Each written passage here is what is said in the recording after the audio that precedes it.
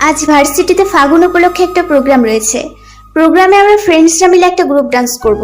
সেই নিয়ে অভ্রের কি রাগ। গতকাল সারাদিন এ নিয়ে অভ্র আমার সাথে কথা বলেনি। রাত 2টায় ফোন করলো অভ্র। আমি তখন গভীর ঘুমে তলিয়ে প্রায়, চোখ বন্ধ রাখা অবস্থাতেই অন্ধকারে ফোনটা রিসিভ করলাম। হ্যালো। অভ্র কিচ্ছু বলল না। আমি ওর নিঃশ্বাসের শব্দ শুনতে পেলাম। কোনো সাড়া না পেয়ে চোখ মেলে একবার স্ক্রিনে তাকালাম। সেখানে অভ্রের নাম দেখতে পেয়ে আমার মেজাজটাই খারাপ হয়ে গিয়েছিল। ইচ্ছে করছিল ওকে ফোন থেকে বের করে হারপিক খাইয়ে দিই। কোনো রকমে নিজের রাগ সংবরণ করলাম আমি। প্রায় 10 মিনিট অতিক্রম হতে চলল। অভ্র এবারও কিছুই বলল না। এবার আমি কিছুতেই রাগ নিয়ন্ত্রণ করতে পারছিলাম না। অনেকক্ষণ চোখ মুখ খিচে বসে রইলাম। রাগের চোটে আমার ঘুমে চলে গেল এই মুহূর্তে। অভ্রের কণ্ঠ ভেসে এলো এবার। ওর কথা বলার ভঙ্গিতে বুঝতে পারলাম ওর রাগ এই মুহূর্তে 10টা হক মঞ্জিল জ্বালিয়ে দিতে সক্ষম। অভ্র শান্ত অথচ কঠিন স্বরে জিজ্ঞেস করলো, ব্লক করেছিস? কোন সাহসে তুই আমাকে? আমি কিছুই বুঝতে পারছিলাম না। ব্লক করলেও আমাকে ফোন করলো কিভাবে? তখনই মনে পড়লো গতকাল নাচের প্র্যাকটিস শেষে সবাই মিলে একটা গ্রুপ ছবি তুলেছিলাম। ছবিতে নাদিমও ছিল। সেটাই ওর কাছ থেকে লুকিয়ে আপলোড করার জন্য ব্লক করেছিলাম। অবশ্য আনফ্রেন্ড না করে সোজা ব্লক করে দেওয়ার কারণ শুধুই যে রেগে থাকা তা না। অভ্রের আমার প্রতি অতিরিক্ত পজিটিভ আচরণ আমার একটুও পছন্দ না। আরে ভাই, বেস্ট ফ্রেন্ড আছি সেটাই থাক না, খামোখা বাপ হতে চাস কিসের জন্য? আমি গলার স্বর গম্ভীর করে বললাম, রেগেছিলাম। অভ্র মেজাজ শান্ত করার চেষ্টা করে বলল, নাদিমের সাথে মিশতে বারণ করেছিলাম না তোকে? কেন ছবি তুলেছিস ওর সাথে? আর তোর পাশেই কেন দাঁড়াতে হলো? মেঘা আর রুম্পাও তো ছিল, ওদের সাথে কেন দাঁড়ালো না? আমি এতক্ষণে মহারাজের এত রাগ থাকার কারণ বুঝতে পারলাম। আমার মাথায় দুষ্ট বুদ্ধি চাপলো। ওকে আরেকটু রাগিয়ে দেওয়ার জন্য বললাম, হ্যাঁ তুলেছি, তাতে কি হয়েছে? নাদিম কি তোর মতো হিংসুটে? এত কিউট সুইট ভদ্র হ্যান্ডসাম ছেলেটাকে নিয়ে তুই এত হিংসা করিস কেন অভ্র? আমার কিন্তু খারাপ লাগে না ওকে। দেখিস না সব সময় কেমন কেয়ার করে আমার। মিতু, তুমি কিন্তু ফাস্টফুডটা তো খেও না, এগুলোতে জীবাণু আছে। মিতু, আস্তে হাঁটো, পড়ে যাবা। How sweet.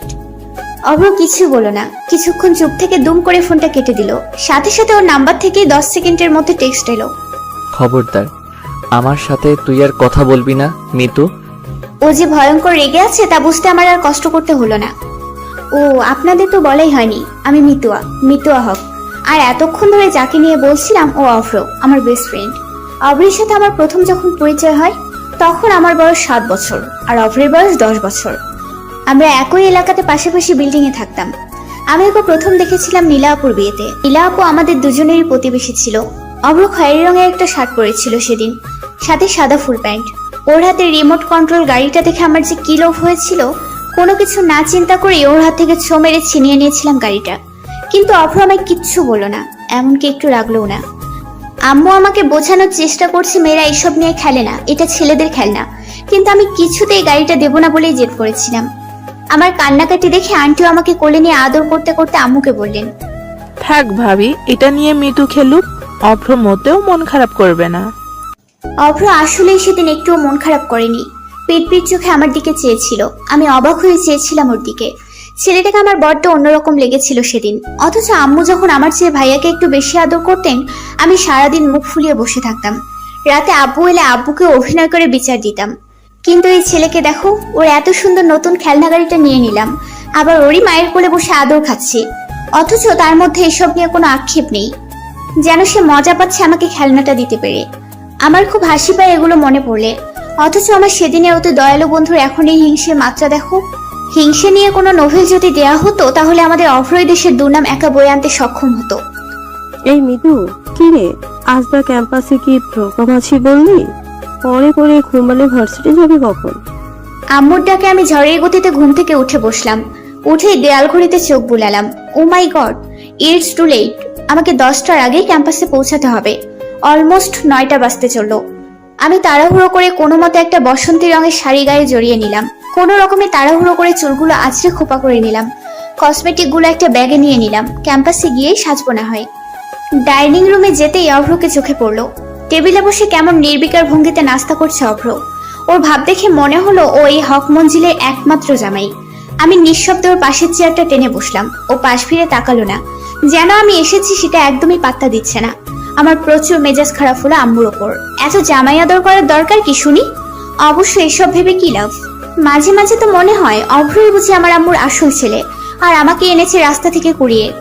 তাই তো ওর আগমনে আম্মু চাঁদ পাওয়ার মতন খুশি হয়ে যায়। কিরে খাচ্ছিস না কেন? ছেলেটা সেই কখন থেকে বসে আছে আর মহারানী খুবই ভাঙলো না। আম্মুর কথায় আমি ব্যাপক অপমানিত বোধ করলাম। অভ্রের দিকে এক পলক তাকাতেই দেখতে পেলাম ও কেমন ভাব নিয়ে খাচ্ছে। ওর খাওয়ার ভঙ্গি দেখে মনে হচ্ছে আমার অপমানিত হওয়াতেও ভীষণ মজা পাচ্ছে। আমার রাগ এবার চরম মাত্রায়। মনে মনে ব্যাটাকে 100 বার গঙ্গার পানিতে চুবিয়ে ফেললাম। কিছুক্ষণ চোখ বড় বড় করে তাকিয়ে ওর প্লেটটা মুখের সামনে থেকে ছো মেরে সরিয়ে ধমকের স্বরে বললাম, ওঠ, লেট হয়ে গিয়েছে, আর খেতে হবে না। আম্মু বলল, ঠিকই, ছেলেটাকে নাস্তাটাও শেষ করতে দিবি না? কিছুই তো খেলো না অভ্রটা।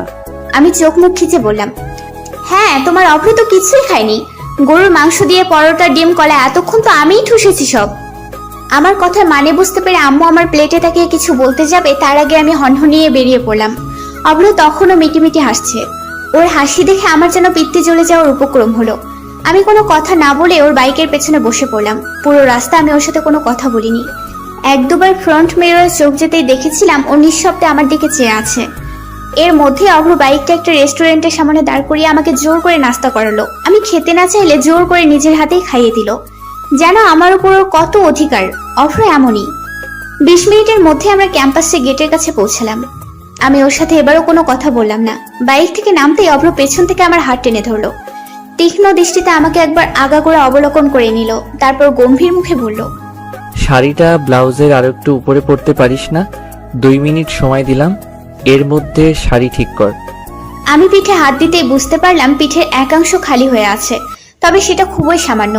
এই সামান্য ত্রুটিও অভ্রের চোখে রাতে সক্ষম হয়নি। আমি হাত দিয়ে শাড়িটা ঠিক করে নিলাম। তারপর চলে যাওয়ার জন্য পা বাড়াতেই অভ্র পুনরায় আমার আঁচল টেনে ধরলো। আমার ভীষণ অস্বস্তি হচ্ছিল। অভ্র সেসব তোয়াক্কাই করলো না। ছোট্ট একটা ব্যাগ থেকে 2 মুঠো লাল কাঁচি চুড়ি বের করলো। কিছুক্ষণ আমার মুখের দিকে তাকিয়ে মৃদু হেসে আমাকে কিছু বলার সুযোগ না দিয়েই চুপচাপ চুড়িগুলো আমার হাতে পরিয়ে দিল। তারপর আমার শাড়ির আঁচল টেনে মুখের ঘাম মুছতে মুছতে বলল, এটারই কমতি ছিল। বাসন্তী শাড়ির সাথে লাল চুড়িতেই তোকে মানাবে ইমাজিন করে দেখলাম, তাই এইটাই নিয়ে নিলাম। আর শোন, ফোন করবি যাওয়ার সময় আমাকে না দেখতে পেলে। আমি সিফাতদের সাথেই আছি। আমাকে পিট পিট চোখে তাকিয়ে থাকতে দেখে পুনরায় বাইকের চাবি ঘুরাতে ঘুরাতে বলল, শাড়ির ফাঁকে যদি আমার ব্যক্তিগত সম্পত্তির এতটুকু উন্মুক্ত হয়েছে তাহলে কিন্তু তোর খবর আছে মিতু। ওর হালকা ধমকে আমি যেন কেমন অধিকারবোধ গন্ধ পেলাম। আমার শরীর বেয়ে যেন কম্পন শুরু হয়ে গেল। অভ্রের এরকম আচরণ আমাকে মাঝে মাঝে বড্ড ভাবনায় ফেলে দেয়। ওর এমন তীক্ষ্ণ দৃষ্টিতে প্রতিবার আমি আমাদের সম্পর্কের ব্যতিক্রমী অর্থ খুঁজে পাই, যা আমায় অসম্ভব লাজুকলতায় মিলিয়ে রাখে। আমি পথভ্রষ্ট হই আর ভাবতে থাকি এই সম্পর্কের নাম কি শুধুই বন্ধুত্ব দেয়া যায়, নাকি এর চেয়েও বেশি কিছু। আমাদের প্রোগ্রাম শেষ হতে হতে প্রায় সন্ধ্যা হয়ে আসে। স্টেজে উঠে আমি 2-1 বার অভ্রকে খুঁজেছিলাম। ক্যাম্পাসের কৃষ্ণচূড়া গাছটার সাথে ঠেস দাঁড়িয়েছিল অভ্র। ওর চোখে মুখে শুধুই গম্ভীর্যতা। আমি যেন সেসব কোনো তোয়াক্কাই করলাম না। আমাদের নাচ শেষ হতে না হতেই আশেপাশে হইচই শুরু হয়ে গেল। স্টেজের আশেপাশে যারা ছিল তারা সবাই দৌড়ে অভ্রের হলের দিকে ছুটতে লাগলো। আমরাও কিছু না বুঝে দৌড়াতে লাগলাম। প্রফেসর মফিজুর রহমান স্যার, নাবিলা কামাল ম্যামও দৌড়াচ্ছেন সেদিকেই। হলের করিডোরের দিকে দিশা হয়ে দৌড়াচ্ছে রিয়াদ, আর ওকে ধরার জন্য পেছনে অভ্র দৌড়াচ্ছে। অভ্রের পেছনে ছুটছে পুরো ক্যাম্পাস। রিয়াদের নাকে মুখে রক্ত লেগে আছে। আমি কিছুতেই বুঝতে পারছিলাম না অভ্রকে কেন মারছে। আমার আর ভিড় ঠেলে সেদিকে যেতে ইচ্ছে হলো না। প্রচুর রাগ হলো অভ্রটার উপর। ওর এসব কাজের জন্য না ওর পড়াশোনায় কোনো প্রভাব পড়ে, আমি আছি সেই চিন্তায়। অবশ্য ক্যাম্পাসের সকলে অভ্রকে এত ভালোবাসে যে কোনো ঝামেলা হলে নিঃসন্দেহে সবাই অভ্রের পক্ষই নেবে। এদের ধারণা অভ্র কখনো অন্যায় কিছু করতে পারে না। যদি করে সেটার পেছনেও ন্যায় কারণ রয়েছে নিশ্চয়ই। ওকে এত ভালোবাসার কারণ শুধুই যে ভালো রেজাল্ট তা না, মানুষ হিসেবে অভ্র সেরাদের সেরা, এমনটাই সকলে মনে করেন। ক্যাম্পাসে যে কারো বিপদে অভ্রই সবার আগে এগিয়ে যায় সাহায্যের জন্য। মফিজুর স্যার তো প্রায়ই বলেন, এভাবে স্ট্রং লিডারশিপ কোয়ালিটি উঠো, এটা ধরে রেখো আজীবন। এসব ভাবতে ভাবতে দেখলাম মেঘা হাঁপাতে হাঁপাতে আমার সামনে এসে দাঁড়ালো। আমি জিজ্ঞেস করলাম, কিরে এমন সাপের মতন ফোঁসফোঁস করছিস কেন? দোস্ত প্লিজ রিয়াদকে বাঁচা, অভ্র ওকে মাইরাই ফেলবো আজকে। আমি হতম্বিত হওয়ার স্বরে জিজ্ঞেস করলাম, মানে অভ্র এখনো মারছে? কিন্তু কারণটা কি, জানিস কিছু? আরে ভাই, আমরা স্টেজে যখন নাচতেছিলাম রিয়াদ নাকি জুম করে তোর ভিডিও নিছে। ভিডিওটা নর্মাল হলেও অভ্র অত রাখতো না, কিন্তু ও স্পেসিফিক্যালি তোকেই জুম করছে। আর এমন এমন অ্যাঙ্গেলে ভিডিওটা করছে কি বলবো তোকে। ভিডিওটা করার সময় আশেপাশের কয়েকজন দেখছে, ওরাই অব্রকে জানাইছে। মেঘার কথা শুনে আমি যেন আকাশ থেকে পড়লাম। রিয়াদ বেয়াদবটার জন্য আমার ঘৃণা যেন শতগুণ বেড়ে গেল। এই মুহূর্তে ওকে খুন করে ফেলতে ইচ্ছে হলো আমার। দোস্ত প্লিজ ওকে বাঁচা। ওর আব্বা কিন্তু এলাকার কমিশনার, কিছু একটা দুর্ঘটনা হইয়া গেলে বিপদ কিন্তু অব্রই পড়বো। মেঘার কথায় আমি যেন সম্বিত খুঁজে পেলাম। ঠিকই তো, আমার কারণে কেন অভ্র সাফার করবে? তাছাড়া ভুলটা তো আমারই।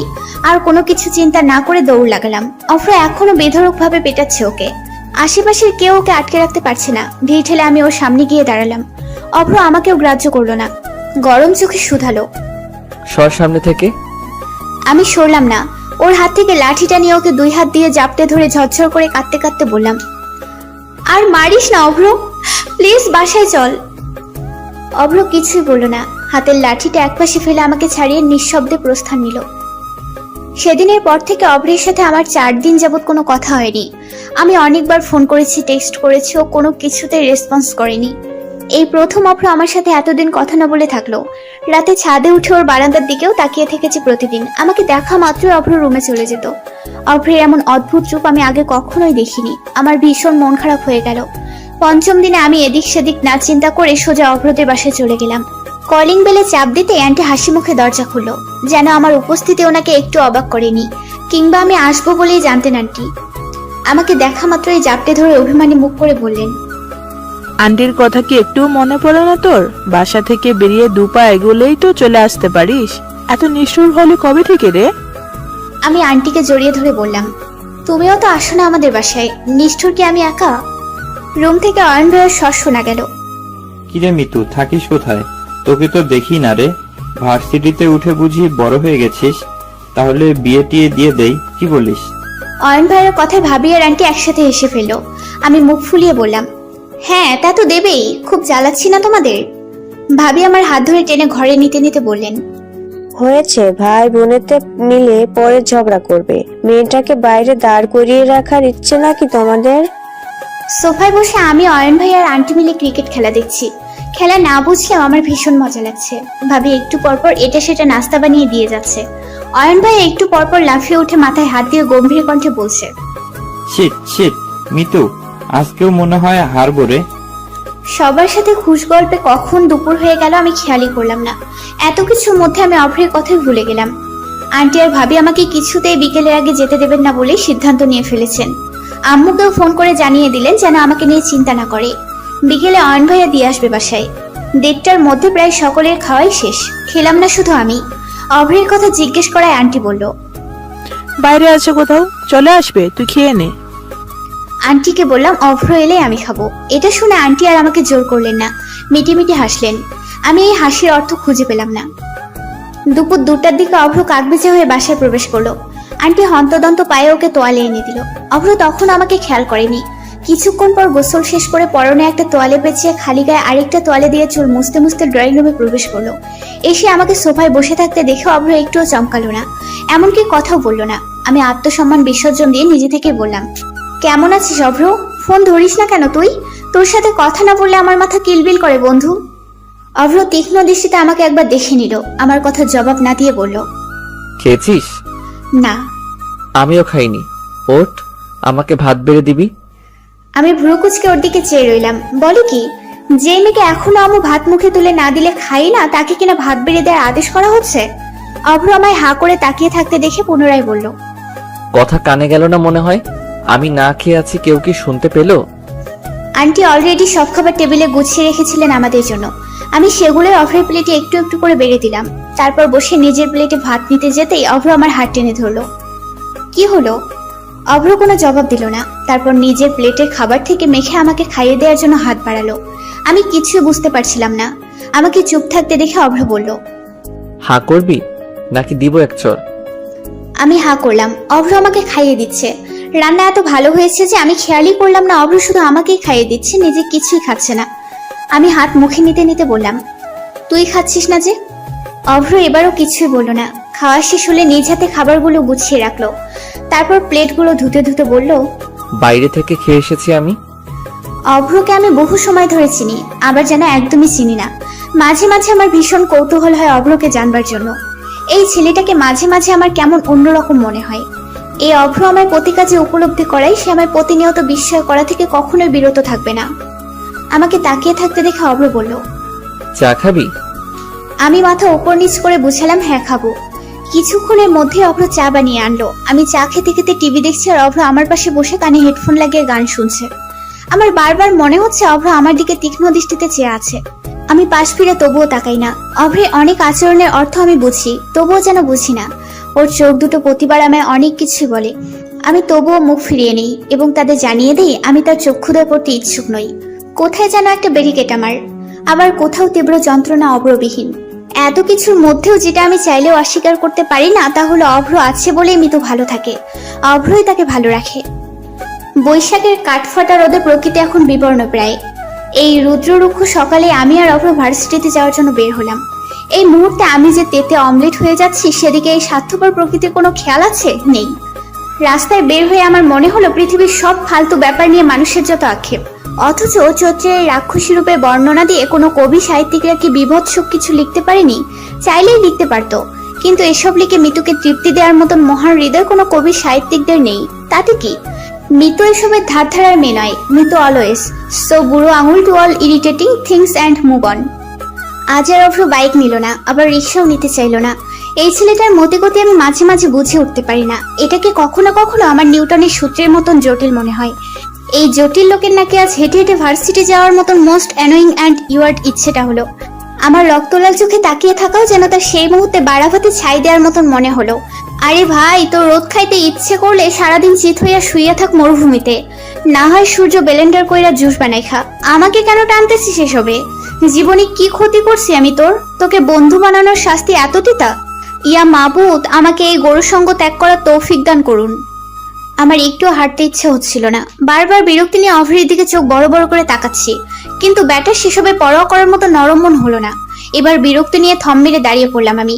আমাকে দাঁড়িয়ে থাকতে দেখে অভ্র চোখের ইশারায় আমাকে দাঁড়িয়ে থাকার কারণ জানতে চাইলো। আমি টলমল চোখে শুধালাম, একটা রিক্সা ডাক না প্লিজ। এই অসহ্য গরমে কেউ হেঁটে যায়? ক্যাম্পাস তো আরো অনেক দূরে, কিভাবে যাব? অভ্র ডোন্ট কেয়ার ভাব নিয়ে বলল, আজকে ক্যাম্পাসে যাব এটা তোকে কে বলল? আর এইটুকু রাস্তা হাঁটতে তোর শরীরে ঠোসা পড়ে গেল? তোর বাপ তোকে প্রোটিন জাতীয় খাবার থেকে বঞ্চিত থাকতে বলেছে বুঝি? নিয়ম করে পুষ্টিকর খাবারের পরিবর্তে হরলিক্স খাওয়ালে তো এমনই হওয়ার, নাকি তোর বাপের জাপানি টাকায় আকাল পড়েছে? ওর কথায় আমি যেন আকাশ থেকে পড়লাম। এই অসভ্য অভদ্রটার সাথে আমার এক পাও এগোতে ইচ্ছে হলো না। আমি বিরক্তি নিয়ে বললাম, কথায় কথায় আমার বাপকে কেন টানিস অভ্র? আব্বু তোকে পছন্দ করে না বলে তুইও বড়দের রেসপেক্ট করবি না? আর ক্যাম্পাসে না গেলে আমাকে টেনে হেঁচড়ে কেন আনলি তুই? তোর চেহারা দেখাইতে? অভ্র শার্টের কলার ঝাঁকাতে ঝাঁকাতে বলল, তাকাতেই পারিস। আফটার অল আমার মতন স্মার্ট বয় পাশাপাশি হাঁটলে যে কোনো মেয়েরই মনোযোগ স্ট্যাচু হয়ে যাবে। ওর কথায় আমি বিরক্তিতে চোখ বন্ধ করে নিলাম। এই মুহূর্তে আমার ইচ্ছে হচ্ছে অভ্রের চুল ছিঁড়ে গরু ছাগলকে খাইয়ে দিতে, কিন্তু আফসোস পারলাম না।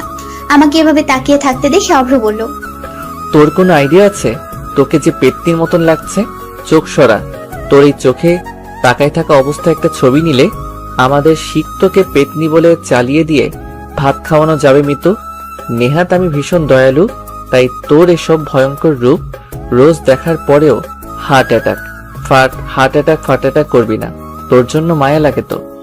ওর কথায় রেগে আমি রণমূর্তি রূপ ধারণ করলাম। আমাকে এক্ষুনি বাসায় দিয়ে আসবি তুই অভ্র। অভ্র শার্টের হাতা ফোল্ড করতে করতে বলল, চুপ থাক একটু, আর হাঁটতে না পারলে কোলে ওঠ আমার। তোকে কোলে নিতে আমার কিন্তু প্রবলেম নাই। Are you ready darling? আমি বিরক্তি নিয়ে বললাম, ইম্পসিবল, গো টু হেল, আমি একাই যেতে পারবো বাসায়। অভ্র আমার হাত টেনে বলল, আরে বাপ, একটু পরে তো বাসে উঠবই, এমন করছিস কেন? একটু ভদ্র মহিলার মতো হাঁটতে পারিস না? বাপের মতো কেমন মির্জাফর হয়ে যাচ্ছিস দিন দিন। আমি ভ্রুকুচকে জিজ্ঞেস করলাম, বাসে উঠছি মানে কোথায় যাব? সেটা গেলেই জানতে পারবি। রীতিমতো টেনে হেঁচড়ে আমাকে বাসে ওঠালো অভ্র।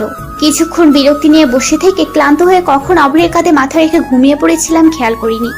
অভ্র সবার মতো না, ওকে আমি সেই ছোট্টবেলা থেকেই জানি। তাই ওকে যে কোনো পরিস্থিতিতেই চোখ বন্ধ করে বিশ্বাস করতে আমার একবারও ভাবতে হয় না।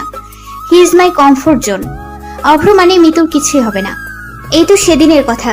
ক্যাম্পাসে 104 ডিগ্রি জ্বর নিয়ে আমি ঘাড় কাত করে ব্রেঞ্চে বসে আছি। কারোর সাথে কথা বলার শক্তিটুকু আমার নেই। ক্লাস শেষে গেটের বাইরে যেতেই অভ্রকে দাঁড়িয়ে থাকতে দেখতে পেলাম। ওকে দেখা মাত্রই আমার সকল দুর্বলতা বেরিয়ে আসতে চাইলো। আমি মলিন চোখে অভ্রকে দেখে নিলাম। কিছু বলতে যাব তার আগে অভ্র ঝড়ের গতিতে বাইক থেকে নেমে আমায় ধরে ফেললো। আমি আমার সর্বস্ব শক্তি হারিয়ে ফেললাম। তারপর কি হলো আমার মনে নেই। 4 ঘন্টা পর নিজেকে হসপিটালের বেডে শুয়ে থেকে হাতে স্লাইন লাগানো অবস্থায় আবিষ্কার করলাম। আমার জ্ঞান ফিরতে দেখে আম্মু আমাকে জড়িয়ে ধরে হাউমাউ করে কান্না জুড়ে দিয়ে বলেছিল, অভ্রটা না থাকলে যে কি হতো।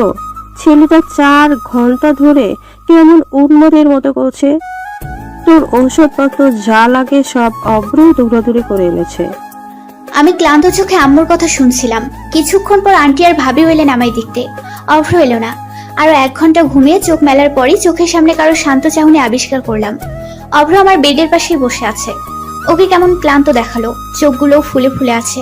আমাকে তাকিয়ে থাকতে দেখে অভ্র শান্ত অথচ কঠিন গলায় বলল, এমন না করে প্লিজ, একেবারেই আমাকে মেরে ফেল তুই।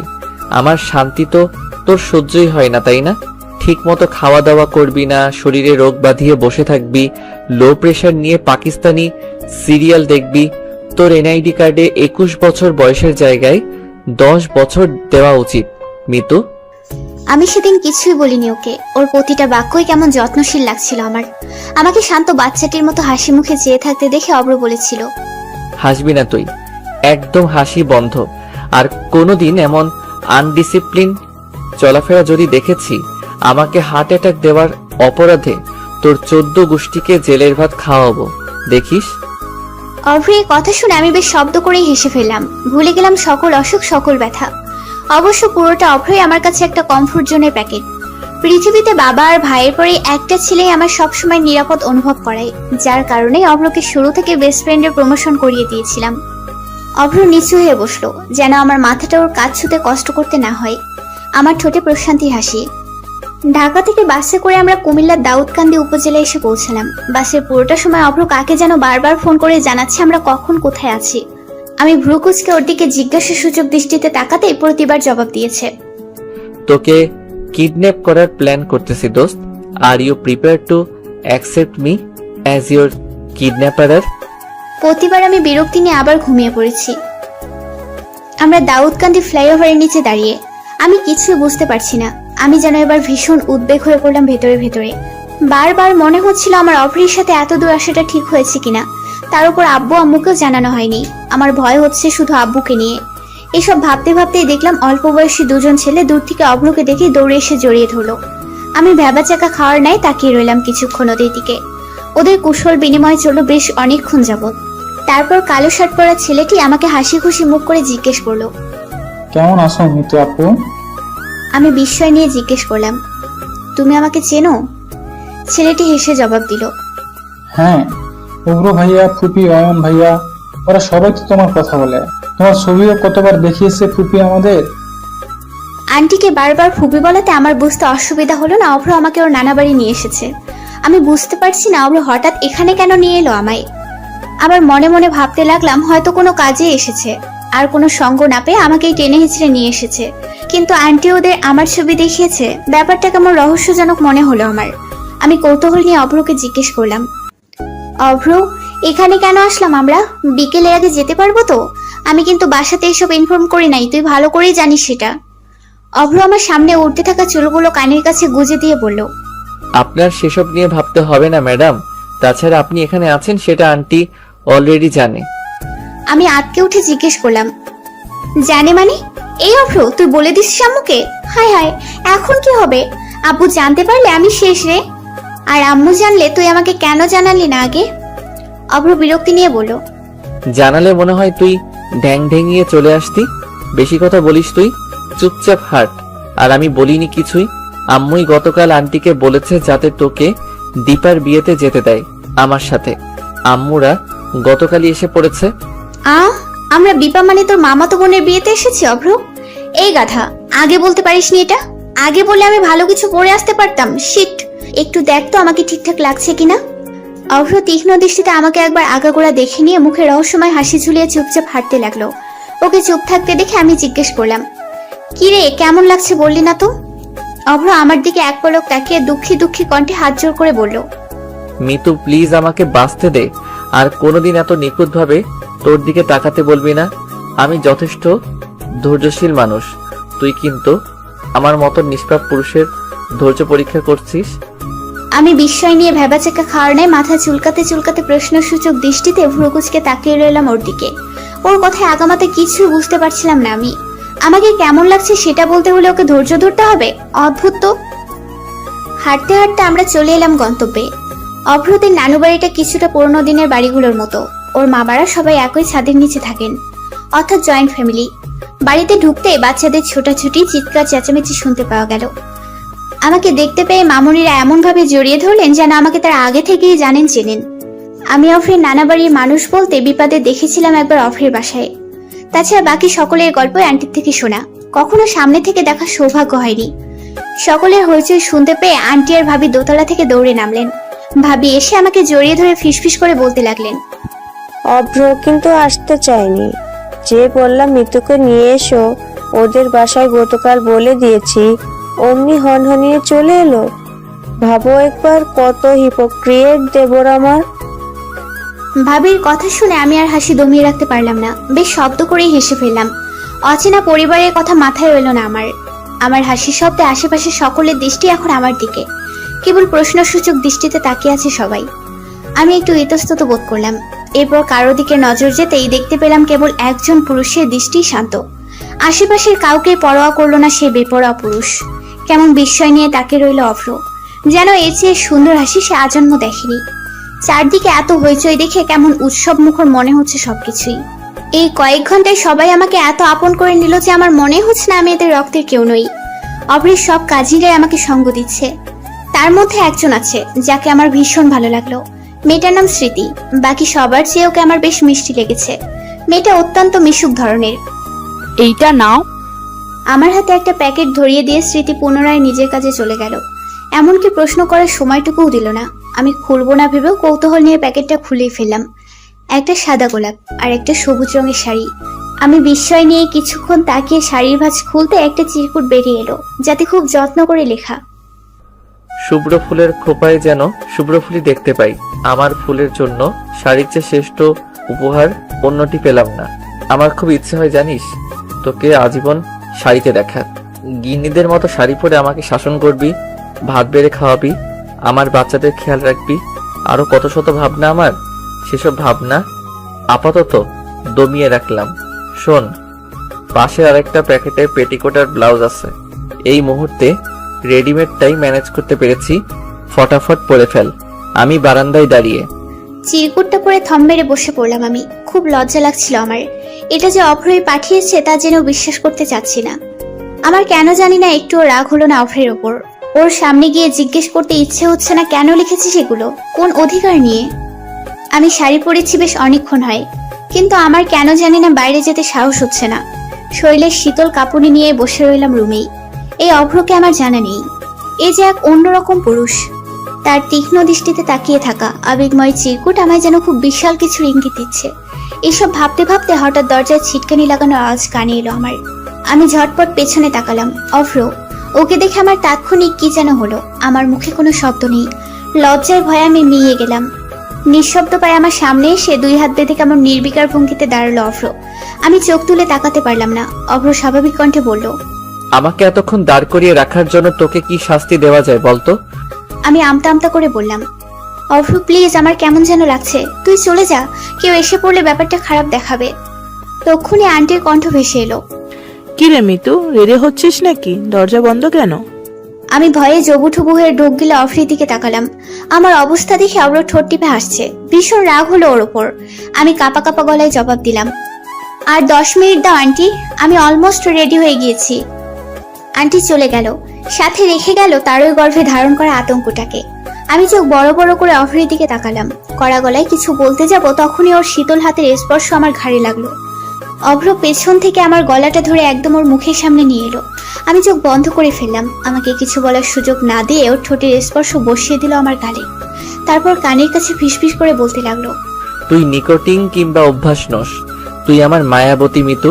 পৃথিবীর সকল আসক্তি আমায় কাবু করে রাখলেও সেখান থেকে একমাত্র আমাকে ফিরিয়ে আনতে সক্ষম তোর স্নিগ্ধ মুখ, তোর কাজল রাঙা চোখ, তোর চিবুকের তিল, আর বলে অভ্র আমার আরো কাছে আসতে লাগলো। আমি একটু একটু করে পেছাতে পেছাতে দেয়ালের সাথে ধাক্কা খেলাম। আমার চোখ তখনও বন্ধ। অভ্রের তপ্ত নিঃশ্বাসের শব্দ তখনও শুনতে পাচ্ছি আমি। সম্বিত ফিরে আসতেই চোখ বন্ধ রাখা অবস্থাতে আমি ওকে ধাক্কা দিয়ে দূরে সরিয়ে দিলাম। আমার সারা শরীরে কাঁপুনি শুরু হয়ে গেল। এই আপু, কি হলো? চোখ বন্ধ করে দাঁড়িয়ে আছো কেন? শরীর খারাপ লাগছে? স্মৃতির ডাকে আমি সম্বিত ফিরে পেলাম।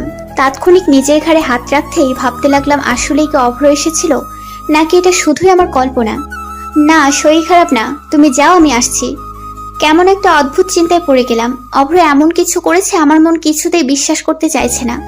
ভাবতে ভাবতেই বসে পড়লাম আমি। তখনই ফ্লোরে অভ্রের ঘড়িটা দেখতে পেলাম। আমার চোখে শুধুই বিস্ময়। তার মানে কল্পনা নয়, অভ্র আসলেই এসেছিল। আমার কেন জানি না খুব কান্না পাচ্ছে। এই অভ্রকে আমি কিছুতেই মেনে নিতে পারছি না। কেমন অচেনা লাগছে সবকিছু। আমার আর এক মুহূর্তও থাকতে ইচ্ছে হচ্ছে না এখানে। সেদিনের পর থেকে আমি অভ্রের সাথে কোনো কথাই বলিনি। আমি যে অভ্রকে পছন্দ করি না ব্যাপারটা এমনও না, তবে অভ্রের হঠাৎ করে এমন আচরণে আমি মনে হয় অনেকটাই অপ্রস্তুত হয়ে পড়েছিলাম। কিছুতেই আমি ওর সেদিনের করা আচরণকে স্বাভাবিক বলে মেনে নিতে পারছিলাম না। এই মেনে না নিতে পারার উত্তরটাও আমার জানা নেই। শুধু জানি আমার এই মুহূর্তে অভ্রকে খুব বিরক্তিকর কিছু বলে মনে হচ্ছে। এই কয়দিনে অভ্র আমাকে অজস্রবার ফোন দিয়েছে, বাসায় এসেছে বহুবার। ওকে দেখা মাত্রই আমি রুমে চলে যেতাম। আমার আচরণের প্রভাব হয়তো ওর ওপর কিছুটা হলেও পড়েছে।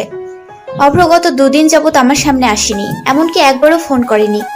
এতে অবশ্য ভালোই হয়েছে, আমার আর যেচে ওকে ইগনোর করতে ইচ্ছে হচ্ছে না। 1 সপ্তাহ পর ভার্সিটি গেলাম আমি। অভ্র আসেনি ক্যাম্পাসে।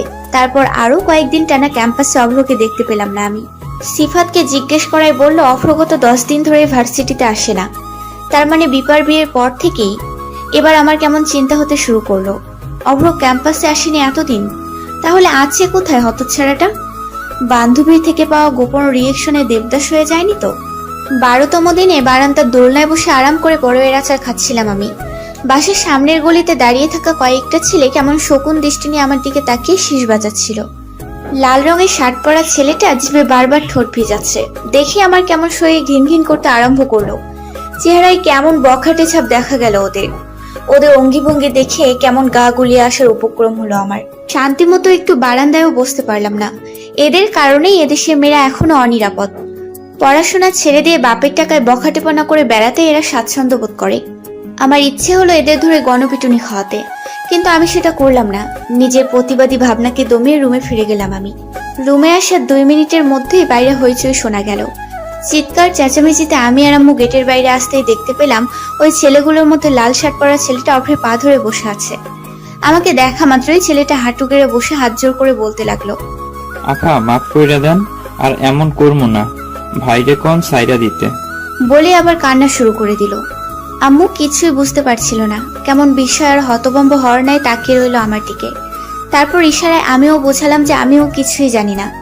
আমার থেকে উত্তর না পেয়ে আম্মু অভ্রকে জিজ্ঞেস করলো, কি রে, কি করছে ওরা? মারছিস কেন এভাবে? অভ্র কিছু বলার আগেই ফারদিন বলে উঠলো, মারবো না কি করব? শালাকে কত বড় সাহস জানেন আন্টি? আমাকে অভ্রের দিকে এক পলক চেয়ে। না মানে রাস্তাঘাটে মায়া করে বিরক্ত করে তো। একটু আগেও আমাকে পরিচিত একজন রে উত্তক্ত করতেছিল। এগুলা তো ঠিক না, তাই না আন্টি? এই লাইগেই উগ্র ভাইয়া ধৈরা পিড়াইয়া থানায় দিয়ে আইতে কইল। ফারদিনের কথায় যেন আম্মু খুশি হয়ে গেল।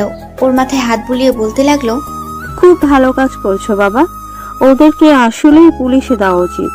আর তোমাদের মতো ছেলেরা আছে বলেই এই দেশে এখনো অনেক অঘটনের হাত থেকে মেয়েরা বেঁচে যাচ্ছে। যে মেয়েটাকে উত্ত্যক্ত করছে সেও তো তোমার আর অভ্রের বোনের মতোই, তাই না? আম্মুর কথায় অভ্র হঠাৎ কেসে উঠলো। কাঁচতে কাঁচতে ফারদিনের দিকে গরম চোখে তাকাতেই ফারদিন দাঁত বের করে হাসার চেষ্টা করে আম্মুকে বলল, না আন্টি, আমার বোন হইলেই যে উগ্র ভাইয়েরও হইতে হইব এমন কিন্তু কথা নাই। ধরেন আমার ফিউচার বউ কিন্তু সম্পর্কে আমার বউ, কিন্তু উগ্র ভাইয়ের তো বউ না। সম্পর্কে উগ্র ভাই আমার বউয়ের ভাসুর। একইভাবে আমার বোন হইলেই ওই মাইয়া উগ্র ভাইয়েরও বোন হইতে হইব, এটা কিন্তু কোনো যুক্তি হইল না। বুঝছেন আন্টি? ওর কথায় আগাগোড়া কিছুই বুঝতে পারলো না আম্মু। বিরক্তি নিয়েই বলল, কি আবল তাবল বকছো ফারদিন? আম্মু আরো কিছু বলার আগেই ফারদিনের গালে একটা দাবাং মার্কা চর বসে গেল। ফারদিন হতভম্ব চোখে গালে হাত দিয়ে হা করে তাকিয়ে আছে। নিজের ইজ্জত বাঁচাতে এবার চরটা খাওয়ার পরেও হাসার চেষ্টা করে বলল, ভাই ভাই, হ্যাঁ হ্যাঁ, এসব কোনো ব্যাপার না আন্টি। অভ্র ভাই আমার বেশি ভালোবাসে তো তাই। অভ্রকে শুরু থেকেই চুপ থাকতে দেখে আম্মু এবার বলে উঠল, কি রে অব্র, কিছু হয়েছে তোর? তোকে তো আজকাল দেখাই যায় না রে। বাসায় আসিস না কতদিন বলতো? চল বাসায় চল, আজকে তোর পছন্দের ঝাল ঝাল গরুর মাংস রান্না করতেছি আজকে। অভ্র তীক্ষ্ণ দৃষ্টিতে আমাকে এক পলক দেখে নিয়ে বলল, ইস, কি আমার কাজওয়ালা ব্যস্ত ছেলে রে। তোর আবার কি করছে? কোনো কথা শুনবো না আমি, একদম মার খাবি। আর একটা কথা বললে চল। রীতিমতো টেনে হেঁচড়ে আম্মু অভ্রকে বাসায় নিয়ে এলো। সোফায় বসে বসে পৃথিবীর অষ্টমত আশ্চর্য দেখছি আমি। শুধুই যে দেখছি তা না, আবিষ্কার করছি। এই অদ্ভুত ব্যাটাকে কি করে নিজের বেস্ট ফ্রেন্ড বানিয়ে এতগুলো বছর অতিবাহিত করলাম সেটাই বুঝতে পারছি না। আরে বাপ, তুই যে রাগ করেছিস ওইটার ডেট কি এত তাড়াতাড়ি ফেল হয়ে গেল? অ্যাটলিস্ট আত্মসম্মানের খাতিরে একটা মাস নিজের রাগের লাস্টিং করাইতি। তা না, উল্টো ঢ্যাং ঢ্যাঙিয়ে বাসায় এসে কেমন করে গিলছে দেখো। মনে হচ্ছে তার রেজিস্ট্রি করে শ্বশুর বাড়ি। আর আমার মা যেমন আদিক্ষেতা করে সেবা করে খাওয়াচ্ছে, এইসব নাটক বুঝে স্টার জলসার সিরিয়ালকেও হার মানাবে। খাওয়া শেষ করে অভ্র ধুম করে সোফায় আয়েশ করে বসে আমার হাত থেকে রিমোটটা নিয়ে নিল। আমি গরম চোখে তাকাতেও কোনো ফায়দা হলো না। আমাকে কোনো প্রকার তোয়াক্কা না করে সে কেমন নির্বিকার ভঙ্গিতে ক্রিকেট দেখছে। তুই টিভি দেখছিস? আচ্ছা শোন, আমি একটু বাজারের দিকে যাচ্ছি, টুকিটাকি মশলা কিনতে হবে। আম্মুর কথায় অভ্র লাফিয়ে উঠে বলল, কি কি আনতে হবে আমাকে বলো, আমি এনে দিচ্ছি। তুই যাবি? কখনো করিসনি তুই বাজার? যেতে হবে না, আমি নিয়ে আসি। বলতেই অভ্র জোর করে বাজার করার ব্যাগটা আম্মুর কাছ থেকে নিয়ে নিল। কখনো করি নাই তো কি হয়েছে? এখন না শিখলে পরে তো বউ আমার বিপদে পড়বে। আমি থাকতে আমার বউ না খেয়ে থাকবে? না, তা তো হতে পারে না। অভ্রের বউ মানে অভ্র তাকে মাথায় করে রাখবে। থেমে পুনরায়, কিন্তু সেসব কি আর কেউ বুঝে আন্টি? এত আরাম আয়েশ কারোর সহ্যই হয় না। তাই বিনা দোষে কেউ যে অভ্রকে ডজন খানেক বছর ধরে শুধু দূরত্বই দিয়ে যাচ্ছে, সেটা কারো চোখেই পড়ছে না। শব্দ করে নিঃশ্বাস ফেলে অভ্রের কথায় আম্মু হো হো করে হেসে ফেলল। কি বলিস? আমার লক্ষ্মী অব্রকেও কেউ দুঃখ দিতে পারে? হ্যাঁ রে, তুই প্রেমে টেমে পৌঁছিস না তো? তোর কথাবার্তা কিন্তু ঠিক লাগতেছে না আমার। তবে যাই বলিস, বিয়ে করলে একটা গুণী মেয়েকে করবি, বুঝলি? আমরা দেখে শুনে বিয়ে করাবো। অভ্র আক্ষেপের স্বরে বলল, সেই ভাগ্য কি আর আমার আছে? আমার তো এমন মেয়ে পছন্দ যে আসলে কোনো কাজই পারবে না, পারবে শুধু জামাইয়ের মাথা খেতে, খাবে না হয় একটু মাথায়। এই আর এমন কি? শখের নারীর জন্য না হয় নিজের অতি মূল্যবান মাথাটাই বিসর্জন দিলাম। কথাটা বলে অভ্র আমার দিকে এক পলক তাকালো। ওর এক একটা কথা আমার রাগ তরতর করে বাড়িয়ে দিচ্ছে। সাথে আম্মু কেমন দুঃখ প্রকাশ করে আবার ওকে সঙ্গ দিচ্ছে দেখো। দুনিয়ার সকল প্রকার সার্কাস আমার ঘরেই। 30 মিনিটের মধ্যে আবার বাজার নিয়ে ফিরল। আম্মু গোসল করছিল বাথরুমে, আমি সোফার কাভারগুলো ঝাড়ছিলাম। দরজা খুলতেই অভ্রের ক্লান্ত চেহারা চোখে পড়লো আমার। কপাল বেয়ে তত্তর করে ঘাম পড়ছে ওর। কেমন নিষ্পাপ আর স্নিগ্ধ দেখালো ওকে। শ্যামবর্ণ চেহারায় হালকা খোঁচে খোঁচা দাড়ি, চেহারায় কেমন পুরুষত্ব ভাব ফুটে উঠেছে। আমি এর আগে কখনো অভ্রকে এমন ভাবে খেয়াল করে দেখিনি। কেমন মায়াবী আর আদুরে। মুহূর্তে আমার সারা শরীর বেয়ে রোমাঞ্চকর অনুভূতি ছেয়ে গেল। আমাকে পলকহীন তাকিয়ে থাকতে দেখে ধমকের স্বরে বলল, কি সমস্যা? ব্যাগগুলো নিয়ে যে দাঁড়াই আছি, চোখে লাগতেছে না? একে তো এই গরমে একটা রিক্সা পাইলাম না, তার উপর বাইরে দাঁড় করে সঙ্গের মতো সামনে দাঁড়াই আছো সামনে। এত কষ্ট করে আইলাম, কই একটু বাতাস করবি? ওনা দিয়া ঘাম মুইছা দিবি তা না, স্ট্যাচু হইয়া দাঁড়াই আছে। তোর মন থেকে কি মায়া দয়া নামক শব্দ দুইটা নাই হইয়া গেছে রে? মূর্তির মতো দাঁড়াই না থাইকা সর সামনে থাইকা। আমি হতভম্ব হয়ে গেলাম ওর কথায়। এইটুকু একটা কারণে এত কথা শোনানোর কোনো দরকার ছিল? গন্ডার একটা। ড্রয়িং রুমের সোফায় বসে অভ্র ক্লান্ত মুখে শার্টের বোতাম খুলতে খুলতে বলল, নিচ থেকে না বললে তো বিষ ছাড়া কিছুই খাওয়াবি না। মাথায় তো গোবর ছাড়া কিছুই নাই। এক গ্লাস শরবত বানাই নিয়ে আয় যা। কত বড় সাহস! আমাকে মিতুয়া হককে অর্ডার করা হচ্ছে? আজকে উপকার না করলে বেটা তোকে সত্যি বিষ খাওয়াইতাম। দাঁড়াই আসোস কেন? মনে মনে তো ঠিকই 14 গোষ্ঠী তুইলা গালি দিতেছিস। অবশ্য তোর মতন গোবর মাথার গালি কি হইতে পারে আমার জানা আছে। গন্ডারের গন্ডি পার কইরা অন্য কোনো গালি আবিষ্কার করার মতন বুদ্ধি তোর নাই। অভ্র বেশ আয়েশ করেই শরবতটা খেলো, কিন্তু মুখে বলল, খুবই বাজে বানাইছিস। এত বাজে ট্রেনিং তোকে কোন ইউটিউবার দেয়? আন্টি এত বাজে শরবত বানানো কিছুতেই শিখাবে না, নেভার এভার। বলতে বলতে আমার ওড়না দিয়ে কেমন স্বাভাবিক ভঙ্গিতে মুখ মুছতে লাগলো, যেন এটা তার অধিকারের মধ্যে পড়ে। আমি কিছুই বলতে পারলাম না, বরাবরের মতোই ওর আচরণে কাবু হয়ে গেলাম আমি। অভ্র চলে গেল, সাথে রেখে গেল অজস্র প্রশ্ন। এই বিরক্তিকর মানুষটা আমায় এত নিখুঁতভাবে জানে, এই আমাকে আমার চেয়েও বেশি জানে, কি করে জানে? He is a magic man, নাকি এই ম্যাজিক শুধু মিতুর ক্ষেত্রেই? আর মাত্র 4 মাস পরেই চতুর্থ বর্ষের ফাইনাল পরীক্ষা আরম্ভ হতে যাচ্ছে। সারা বছর পড়াশোনার সাথে দেখা সাক্ষাৎ না থাকলেও এই সময়ে ব্যাচের সবার মধ্যেই একটা ব্যস্ততা মুখর পরিবেশের সৃষ্টি হয়েছে। ব্যস্ততা নেই শুধু আমাদের অভ্রের মাঝে, অনেকে এই নিয়ে রীতিমতো কানাঘুষা শুরু করে দিয়েছে। ক্লাসের ফার্স্ট বয় অলিতে গলিতে ঘুরে বেড়াচ্ছে, ব্যাপারটা অনেকে হজম করতে পারছে না। এই তো গতকাল মেসেঞ্জার গ্রুপে অভ্রকে নিয়ে রীতিমতো গবেষণা শুরু হয়ে গিয়েছিল। মেসেজের টুংটাং শব্দে আমি গ্রুপে না গিয়েও থাকতে পারলাম না। ওদের গবেষণায় এক পর্যায়ে কাঙ্ক্ষিত মানুষটি আগমন ঘটলো। অভ্র গ্রুপে ঢোকা মাত্রই একে একে সকলেই সালাম দেওয়া শুরু করে দিল ওকে, যেন অভ্র নয়, আগমন ঘটেছে কোনো বিখ্যাত মনীষীর। প্রথমেই সম্মানের সহিত জাহিদ লিখলো, অভ্র ভাই, আপনার পাটা যদি একটু দিতেন। আপনার পা ধোয়া পানি খাওয়া এই মুহূর্তে কম্পালসারি হয়ে গেছে। না মানে সারা বছর টোটো কইরা ঘুইরা বেড়ান, তাও একাডেমিক লাইফে আপনার এত সফলতা। আপনার সফলতার সিক্রেটটা যদি এই অধমের সাথে শেয়ার করতেন, খুব উপকৃত হতাম ভাই। অভ্রও কম না, কেমন স্বাভাবিক কণ্ঠে ভয়েস রেকর্ড দিল। শোন, তোরা আগামীকাল 10টার দিকে দেখা কর আমার সাথে। 10 মিনিটের বেশি টাইম দিতে পারবো না, বুঝলি?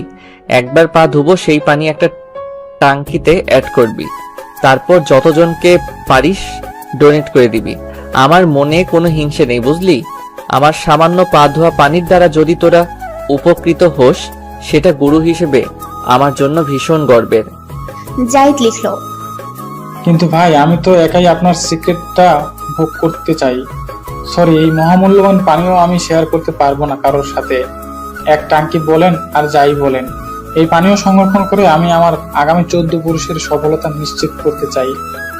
এই মেসেজের রিপ্লাই সিফাত লিখলো, দোস্ত, তোর আসলে শুধু পা ধোয়া পানিতে পোষাবে নারী, ধোয়া পানিতে সাদার স্কিন কেয়ার প্রোডাক্ট অ্যাড করতে পারিস। এই মেসেজে সাদিয়ার ইনগ্রিডিয়েন্ট দেখা গেল। বাকিরা মনে মনে হাহা রিয়েক্ট দিলেও সেটা বাস্তবে প্রকাশ করলো না। সিফাত, তুমি কি আমাকে কোনোভাবে অপমান করছো? না মানে একদিন জাহিদকে দিয়ে অনলাইনের প্রোডাক্টগুলো আনিয়েছি বলে তুমি কি ভাবছো সবসময় জাহিদ আমাকে এগুলো কিনে দেয়? শুনো, আমার পাপার টাকা পয়সার কোনো অভাব নেই যে বয়ফ্রেন্ডকে দিয়ে সবসময় সব কেনাবো। জাহিদ লিখলো, বাবু, ও আসলে এটা মিন করে নাই, তুমি রাগ করো না প্লিজ। জাহিদের এই মেসেজে এবার গণহারে সকলে ওকে পছানোর একটা সুযোগ পেয়ে গেল। সকলের জবাব পাল্টা জবাব, রীতিমতো গ্রুপে তৃতীয় বিশ্বযুদ্ধ আরম্ভ হয়ে গেল। বিরক্ত হয়ে বেরিয়ে পড়লাম আমি। পরদিন বিকেলে আমি আর মেঘা মানিক মামার ফুচকার স্টলে বসে ফুচকা খাচ্ছি। খাওয়া শেষ করে পুনরায় বাসায় যাওয়ার জন্য রওনা হতেই গলির দোকানে অভ্রকে চোখে পড়লো। অভ্র পেছন ফিরে দাঁড়িয়ে, সাথে ফারদিন। আমি বারণ করা সত্ত্বেও মেঘা ঢ্যাং ঢ্যাঙে ওদের সামনে গিয়ে দাঁড়িয়ে অভ্র করে ডেকে উঠলো, দোস্ত কেমন আছিস? মেঘার ডাকে অভ্র আটকে উঠলো, হকচকিত হওয়ার ন্যায় পেছন ফিরে তাকালো। আরো হতভম্ব হলো সাথে আমাকে দেখতে পেয়ে। ফারদিনের অবস্থা তখন রীতিমতো ছেড়ে দেমা কেঁদে বাঁচি টাইপ। আমি তখনও বিষয়টা ধরতে পারিনি ঠিক মতো। আমাদের দেখা মাত্রই অভ্র ধোয়া ওঠা সিগারেটটা হাতের মুঠোয় নিয়ে নিল। ব্যাপারটা নজরে আসা মাত্রই আমার চোখ কপালে উঠে যাওয়ার উপক্রম। আমি কঠিন গলায় জিজ্ঞেস করলাম, তুই সিগারেট খাস অভ্র? অভ্র কোনো জবাব দিল না। কিছুক্ষণ চুপ থেকে জোরপূর্বক হাসার চেষ্টা করে অবাক হওয়ার ভান করে বলল, বলিস কি, আমি আর সিগারেট? ইম্পসিবল। সিগারেট দেখলেই তো আমি 100 হাত দূরে থাকি। সিগারেট কি কোনো মানুষ খায় রে ফারদিন? ফারদিনের দিকে চেয়ে, এসব তো গরু ছাগলেরা খায়। আমার মতন জেন্টলম্যানকে নিয়ে এই ধারণা কিভাবে পুষে রাখিস তুই? আমার তো ভাবতেই কেমন কষ্ট হচ্ছে রে। ওর নাটকে আমার রাগ দ্বিগুণ প্লাস দ্বিগুণ সমান সমান 4 গুণ হওয়ার উপক্রম। অভ্রের কথায় মেঘা ভীত চোখে একবার আমার দিকে তাকাচ্ছে, আরেকবার অভ্রের দিকে। ওর সিক্স সেন্স হয়তো এই মুহূর্তে হতে যাওয়া ঘূর্ণিঝড়ের সঙ্গে জানিয়ে দিয়েছে ইতোমধ্যে। আমি ধমকেশ্বরে বললাম, হাত দেখা তোর। অভ্র কিছুক্ষণ চুপ থেকে হঠাৎ অসহায় মুখ করে বলতে লাগলো, এইবারের মতন মাফ করে দে প্লিজ। আমি সত্যি খাই না এসব, বিশ্বাস কর। 2-1 বার ট্রাই করছিলাম, কিন্তু আজকে থেকে শেষ, আর জীবনেও ধরুম না, কসম। আমি কিছুই বললাম না, চুপচাপ হাঁটতে লাগলাম। অভ্রের সিগারেট খাওয়া না খাওয়াতে আমার কিছুই যায় আসার কথা না, তবুও কেন আমার এত রাগ হচ্ছে ওর ওপর আমি বুঝতে পারলাম না। পেছন থেকে অভ্রের কণ্ঠ এখনো হালকা শুনতে পেলাম। ফারদিন রে, আমি শেষ। তোর ভাবি আমারে মাইরাই ফেলাবো আজকে। রাতে খাওয়া দাওয়া শেষ করে প্রতিদিনের মতোই বারান্দায় এসে এক কাপ চা নিয়ে বসলাম আমি। অভ্র বিকেলের পর থেকে অজস্রবার ফোন করেছে, কিন্তু আমি একটা ফোনও ধরিনি। এখনো দিচ্ছে। বিরক্ত হয়ে ফোন অফ করে রাখলাম শেষমেশ। পুনরায় রুমে ফিরে যেতে উঠতেই অভ্রকে চোখে পড়লো। গেটের বাইরে কারেন্টের খাম্বার সাথে কেমন দুঃখী দুঃখী মুখ করে দাঁড়িয়ে আছে অভ্র। হাতে একটা বড় কাগজ, যাতে বেশ মোটা অক্ষরে লেখা সরি মিতু। এটা দেখে আমার মন গড়ল না। তখনও মুখ ফুলিয়ে দাঁড়িয়ে আছি আমি। কিছুক্ষণ পর হাতের কাগজটা ফেলে 2 হাত দিয়ে কান ধরলো অভ্র। ফিস ফিস করে ঠোঁট নাড়িয়ে বারবার আমাকে বোঝালো আমি ক্ষমা না করলেও সারা রাত কান ধরে দাঁড়িয়ে থাকবে। আমিও কম নই। দাঁড় করিয়ে রাখলাম কান ধরিয়ে প্রায় 20 মিনিট। মশার কামড়ে বেচারার নাজেহাল অবস্থা প্রায়। 30 মিনিট পর আমার রাগ পাহাড় থেকে অবতলে নামলো। ফোন করলাম ওকে। আর কখনো দেখবো এসব? অভ্র অসহায় মুখ করে বলল, জীবনেও না, বিশ্বাস কর, এটাই শেষ। তুই যা বলবি তাই শুনবো। তুই বললে তাই, না বললে নাই। এই মুহূর্তে আমার পুরোপুরি না কমলেও 80% কমতে শুরু করেছে। কিছুক্ষণ চুপ থেকে অপলক দৃষ্টিতে তাকিয়ে রইলাম ওর দিকে। তারপর মৃদু হেসে বললাম, বাসায় যা, অনেক পাগলামি হয়েছে। হুম, যাব না। যাবি না মানে? কেউ দেখলে উল্টাপাল্টা মনে করবে অভ্র। বাসায় যা। নিচে একবার, না হয় সত্যি যাব না। অভ্রের একবার কিছু করবে বলে মনে হলেও সেটাই করে। ওর জেদ সম্পর্কে আমি বেশ ভালো করে অবগত। যেতে বলছি মানে আমি না গেলেও সত্যি সত্যি হয়তো সারা রাত বাসার সামনেই দাঁড়িয়ে থাকবে। তাই এই পাগলের হাত থেকে নিস্তার পাওয়ার জন্য আমাকে নিচে নামতেই হলো। চোরের মতো নিঃশব্দে গেট খুলে বের হলাম আমি।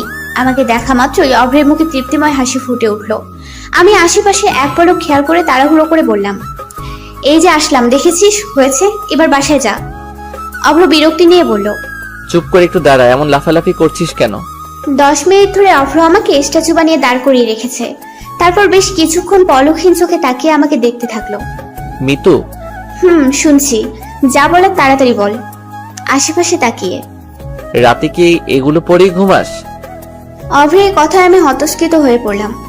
তারপর নিজের পরনে নজর দিতেই দেখলাম রাতে ঘুমানোর জন্য গেঞ্জি আর প্লাজো পরেছিলাম, সেটা চেঞ্জ না করেই তাড়াহুড়ো করে চলে এসেছি। এমনকি গায়ে ওড়না জড়াতেও ভুলে গেলাম আমি। সঙ্গীত ফিরে আসতে কেমন লজ্জা আর অস্বস্তি হচ্ছিল আমার। অভ্র বোধহয় সেটা বুঝতে পারলো। আমার অস্বস্তি আর না বাড়িয়ে ঠোঁটে রহস্যময় হাসি ঝুলে প্যান্টের পকেটে হাত ঢুকিয়ে হাঁটতে হাঁটতে বলল, বাসায় যা। বিছানায় শুয়ে এপাশ ওপাশ করতে লাগলাম আমি। কিছুতেই ঘুম আসছে না আমার। ফোনটা অন করতেই নোটিফিকেশনের টুংটাং আওয়াজ। ফেসবুক অন করলাম। ফেসবুকে ঢুকতেই অভ্রের 5 মিনিট আগের পোস্ট করা একটা স্ট্যাটাস সামনে এলো। সেখানে বাংলা একটা গানের কিছু লাইন। ঘুম চলে যায় তোমার চোখে বেড়াতে, পারি না তাকে কোনোভাবে ফেরাতে। আমার এই মন তোমার মনের পাড়ায় বোকাশোকা হয়ে আড়ালে আবডালে দাঁড়ায়। তোমাকে ছোঁয়ার নেই তো আমার সাধ্য, দেখতে পাওয়া সেই তো বড় ভাগ্য। মনটা অবাধ্য হচ্ছে প্রায়শ। কমেন্টে সিফাত সেখানে লিখেছে, সাধ্য তো আছেই বন্ধু, নেই শুধু বৈধতা। আগে পরে তো একজনকেই মন দিয়ে বসে আছো, বিয়েটা করেই ফেলে এবার। মেঘা লিখলো, বন্ধু, শাহরুখ কাজল জুটির বাস্তবিক পূর্ণতা দেখার সৌভাগ্য করে দাও প্লিজ। সালমান কিংবা রানী মুখার্জির এন্ট্রি আমরা চাই না। পুষ্পিতাও লিখলো, হায় হায় অভ্র, তোমার গার্লফ্রেন্ড আছে? এত কিউট ছেলেটাও শেষমেশ মিঙ্গেল হয়ে গেল, খুবই দুঃখজনক। সিফাত সেখানে রিপ্লাই করে বলল, এই ব্যাটার উপর ক্রাশ খেয়ে লাভ নেই পুষ্প। অব্রের সকল আগ্রহ এক নারীতে আটকে আছে। তুমি চাইলে আমাকে লাইন মারতে পারো, বেশিক্ষণ লাগবে না পটাতে। এই রিপ্লাইয়ে সিফাতের গার্লফ্রেন্ড মৌনি এংরি রেড দেখা গেল। ব্যাপারটাকে আরেকটু ঘোলাটে করার জন্য জাহিদ লিখলো, আস্তাগফিরুল্লাহ সিফাত, সে মৌনির মতন একটা লক্ষ্মী মেয়ে থাকতেও তোর চরিত্রের কালো ধূসর বেগুনি এত ধরনের দাগ। মৌনি দেখেই তোর সাথে সংসার না মানে রিলেশনে আসছে। অন্য মেয়েরা হইলে বিয়া সারি ডিভোর্স দিয়া দিত। আমার তো খুব মায়া লাগতেছে বেচারি মৌনির লাইকা। রুম্পা লিখলো, জাহিদ রে, তুই তো কুটনির শাশুড়িদের চেয়েও জঘন্য রে দোস্ত। শেষ শেষ, বেচারা সত্য হওয়া প্রেমিকাটারও আর কয়টা মাস থাকতে দিলি না তুই। তোরে আসলে কুটনা অফ দ্য ইয়ার ঘোষণা করা উচিত। কি আকামটাই না করলি। সিফাতের নিভ্বি এখন ফোন করে বলবে, বাবু আমি রাগ করছি। তোর সাধ্য আছে এই রাগ ভাঙানো? একমাত্র সিফাতই এই অসাধ্য সাধন করতে পারে। সিফাত জাহিদকে মেনশন করে লিখলো, কালকে ছুটির পরে দেখা করিস তুই। তোমার সাদিয়া নাদিয়াদের একটা মিটআপ আছে, আগাম সতর্ক সংকেত দিয়ে দেওয়ার জন্য থ্যাঙ্কস মি লেটার। জাহিদ সেটা রিপ্লাই করে বলল, ঠিক আছে ভাইয়া, আমার স্কুল 12টায় ছুটি হয়, আপনারটা জানলে দেখা করতে সুবিধা হবে। আমি নির্বাক দর্শকের ন্যায় বিনা টিকিটেই সার্কাসের সকল মজা উপভোগ করে নিলাম। রাত প্রায় 3টা বাজতে চললো। আমার চোখে তখনও ঘুম নেই। দুঃখ নয়, সুখময় অনুভূতি থেকে আমার ঘুম আসছে না। অতিরিক্ত দুঃখে মানুষ যেমন নির্ঘুম রাত কাটায়, অতিরিক্ত সুখেও তাই হয়। আমার অবস্থাও ব্যতিক্রম নয়। এক শ্যামবর্ণ পুরুষ আমার ঘুম হরণ করেছে। আমার মনে হচ্ছে কোথাও যেন একটা ছায়া রয়েছে, যে ছায়া আমায় প্রকাশ্যে গোপনে সকল প্রতিকূল পরিস্থিতি থেকে রক্ষা করছে। সে আমায় কেবল এবং কেবলই প্রশান্তি দিয়ে যায়, বিনিময়ে গ্রহণ করে অবহেলা। একটা ভালো রাখার মানুষ, যার সকল কৌতূহল শুধু মৃত্যুকে ঘিরেই, যার পলকহীন তাকিয়ে থাকা তার শ্যামবর্ণ মুখ আমায় এক দ্বন্দ্বও ঠিক থাকতে দিচ্ছে না। আমি চোখ বন্ধ করলাম, সাথে সাথে চোখ থেকে এক ফোঁটা পানি গড়িয়ে পড়লো আমার। এই অশ্রুতেও কেমন তৃপ্তি খুঁজে পেলাম আমি, অভ্রময় তৃপ্তি। পৃথিবীর সকল অনাকাঙ্ক্ষিত ঘটনাবলীর মধ্যে একটি হচ্ছে আগামী পরশু পুষ্পিতার বিয়ে। হুট করে পুষ্পের বিয়ের সিদ্ধান্ত নেয়া নিয়ে প্রথমে আমরা বেশ অবাক হয়েছিলাম। তাও নাকি পারিবারিক না, সোজা প্রেমের বিয়ে। গত 4 মাস ধরে প্রেম, তারপর বছর না ঘুরতে বিয়ে। পুষ্পের জীবনে এটাই প্রথম প্রেম, অথচ এর আগে কখনো প্রেম না করেও শত শত পুরুষকে বিচ্ছেদের যন্ত্রণা দিয়ে বিয়ের পিড়িতে বসতে যাচ্ছে পুষ্প। ছেলে হলে আমিও হয়তো অনেকটা দুঃখ পেতাম। সুদর্শন পুরুষদের বিয়ে মানুষ যত সহজে মেনে নিতে পারে, সুন্দরী নারীদের বেলায় ঠিক তার উল্টো। ওর বিয়ে নিয়ে বন্ধু মহলে রীতিমতো আলোচনা সমালোচনা শুরু হয়ে গিয়েছে। সকলের একই প্রশ্ন, হাউ ইজ দ্যাট পসিবল পুষ্প? পুষ্প আমাদের ব্যাচের সবচেয়ে সুন্দরী রমণী। ইউনিভার্সিটি লাইফের শুরু থেকেই পুষ্পকে নিয়ে সিনিয়র জুনিয়র সকল ব্যাচের ছেলেদের আগ্রহ ছিল চোখে পড়ার মতো। কিন্তু পড়াশোনা ছাড়া এই মেয়ে কখনো কোনো কিছু নিয়ে মাতামাতি করতে দেখা যায়নি। অভ্র ছাড়া পুষ্প কোনো ছেলেকেই তেমন পছন্দ করতো না।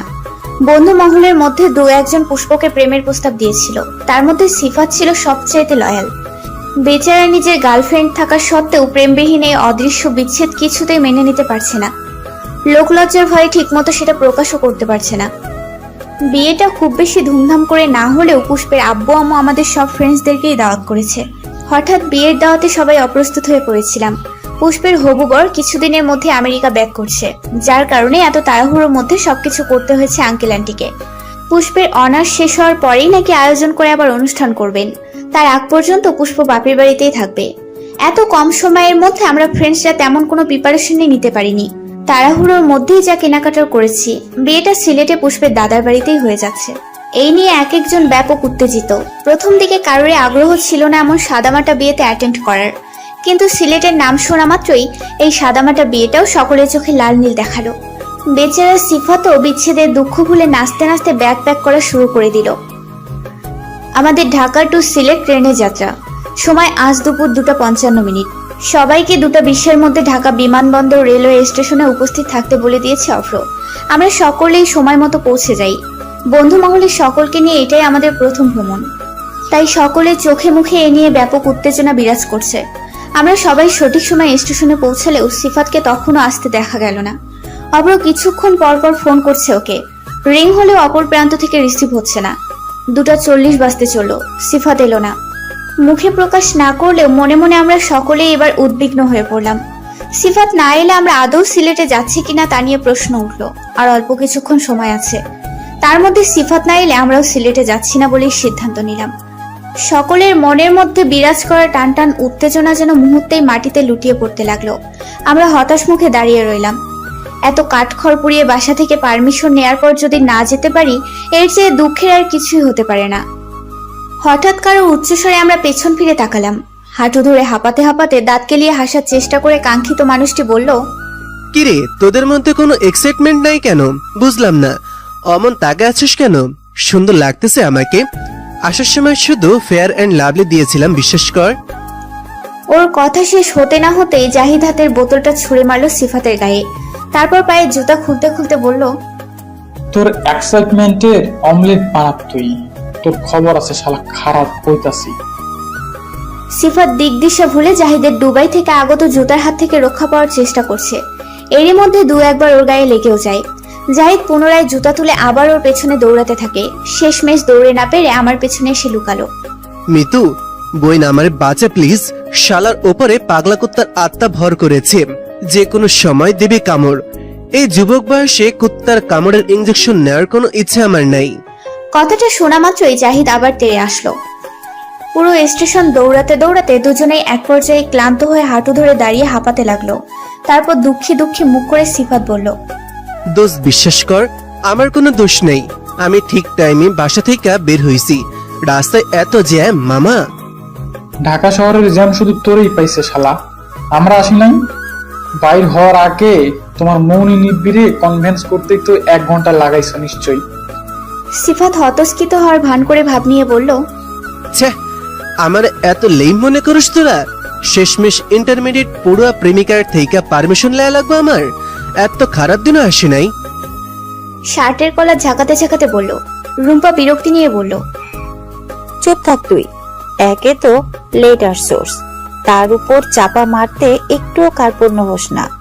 তোর কোনো আইডিয়া আছে আমরা কত টেনশনে ছিলাম? সিফাত টলমলো চোখে বলল, হাউ সুইট রুম্পা, তোরা আমার এত ভালোবাসোস। চোখের পানি মোছার ন্যায় নাটক করে বলল, এদিকে আয়, তোর একটা চুমা দিই দোস্ত। তোর টেনশন একটু রিলিজ করা দরকার এখন। বলেই রুম্পার কাছে আসতে নিতেই রুম্পা ওর হাতের পানির বোতলটা ওর দিকে ছুঁড়ে মেরে পেছাতে পেছাতে বলতে লাগলো, ওই হারামি দূরে থাক। কিরে তোরা ওরে আটকা একটু। ওই অপ্র ভাই বাচ্চা, এই মহিষের হাত থেকে। ট্রেন চলছে। বিকেল প্রায় 5টা বাজতে চলো। ট্রেনের বাইরে এখন ঝিরিঝিরি বৃষ্টি পড়তে দেখা যাচ্ছে। আমরা আমাদের সিটগুলো পাশাপাশি বুক করেছি বলে সকলে দ্রুত একে অপরের থেকে খুব বেশি না। এই সুন্দর ওয়েদার, সুন্দর দিনটাকে আরো উপভোগ করে তোলার জন্য আমরা সকলে মিলে গান গাওয়ার সিদ্ধান্ত নিলাম। আমি ট্রেনের জানালাগুলো খুলে দিলাম। প্রথমে সিফাত শুরু করলো, তারপর 2-1 লাইন গাওয়ার পরে আমিও সুর মেলালাম। আমার মনের কোণের বাইরে, আমার মনের কোণের বাইরে আমি জানালাম খুলে ক্ষণে ক্ষণে চাই রে। আমার মনের কোণের বাইরে, আমার মনের কোণের বাইরে কোন অনেক দূরে উদাস সুরে, কোন অনেক দূরে উদাস সুরে আভাস যে কার পাইরে। গানের তালে তালে হেলে দুলে অন্যান্য যাত্রীদের মধ্যে কেউ কেউ হাততালি দিচ্ছে, কেউ বা মুখ দিয়ে শীষ বাজানো নেয় বাঁশির সুর তুলতে লাগলো। আমাদের বগির সব যাত্রীরাই ততক্ষণে আমাদের সাথে সুর মিলিয়ে গাইতে শুরু করলো। ছোট ছোট বাচ্চারা কেবিন থেকে উঠে হাত পা নাচিয়ে নাচতে শুরু করলো। কিছু মধ্যবয়স্ক লোকদের আমরা উঠে নিজেদের সাথে বসার জন্য জায়গা করে দিলাম। এত আকর্ষণীয় দিন আমার জীবনে এটাই প্রথম। আমার মনে হলো এই পথ শেষ না হলেই বোধহয় ভালো হয়। এই মুহূর্তের এই যাত্রার সমাপ্তি না ঘটুক আজ। দোস্ত, আমার না কেমন কেমন লাগছে মামা। বুকটায় হাত দিয়ে দেখ অভ্র, মনে হইতাছে কেউ হাতুড়ি আর ইট নিয়ে বুকের মধ্যে বাড়াবাড়ি করতেছে। কারোর কাছ থেকে সারা শব্দ না পেয়ে পুনরায়, কেমনে পারলো পুষ্প এটা করতে? আমার মধ্যে কি কমতি আছে তোরাই ক। সিফাতের কথাই যেন আমরা আকাশ থেকে পড়লাম। জাহিদ সঙ্গে সঙ্গে ফোনের ক্যামেরা অন করে সিফাতের দিকে তাক করে বলল, বন্ধু, যে বিরহ গান একটু আগে শোনাইলা ওইটা একটু রিপিট করো প্লিজ। আমরা চাই না তোমার অস্কার ডিজার্ভ করা গান মৌনি কোনোভাবে মিস করো। রুম্পা বিজ্ঞান নাই বলল, এই তুই এত হিপোক্রিট কবে থেকে হলি রে? সিলেটের নাম শুনে গত রাত থেকে সবার চেয়ে বেশি তুই লাফালি। ইভেন আমরা 3টা মেয়ে যতগুলো না জামা কাপড় নিয়েছি তার চেয়ে বেশি নিয়েছিস তুই। এখনো তোর ব্যাগ খাটলে আগামী 1 মাসের শার্ট প্যান্ট পাওয়া যাবে। তোর আনন্দ দেখে আমাদের মনে হয়েছিল বিয়েটা পুষ্পিতার না তোর। এরই মধ্যে তোর কি হলো আবার? সিফাত অভিমানী মুখ করে বলল, এই তোরা তো নিষ্ঠুর কেন? কই কষ্ট পাইতাছি গলায় গলায় ধইরা সান্ত্বনা দিবি তা না?